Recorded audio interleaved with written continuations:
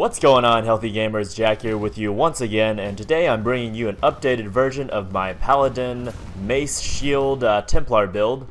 I'm running around at the end of Act 2 in Cruel right now, only level 47. I just haven't had the time to play between my full-time job and doing these YouTube videos. You know, haven't had time for video games. So what is this build? This build is a one-handed Mace Shield Templar build, and it is a lot like a Paladin. You run auras. I'm running Wrath and Templar Shield. The Wrath gives you and your party more added lightning damage, and the Tempest Shield, not Templar Shield, Tempest Shield, it gives you added block percent, and then whenever something hits you, you deal lightning damage to them. So the pros of this build: number one, you are tanky as hell. If you play safely and don't do anything stupid, you should not die. You shouldn't even come close to dying. Second, this build is very simple to play. You spam Lightning Strike and you have auras, and that's about it.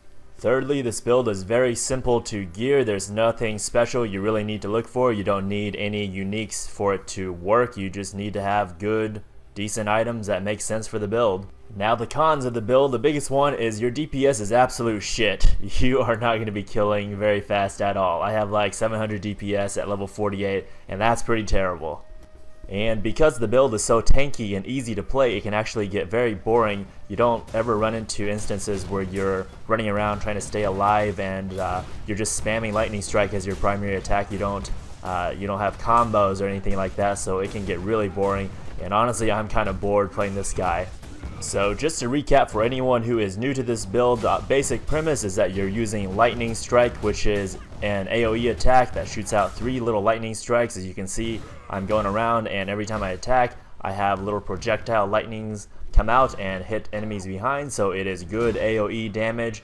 And then you're using a shield, you're using a mace, and you're just basically building for lots of health and lots of armor, lots of block, being very, very tanky.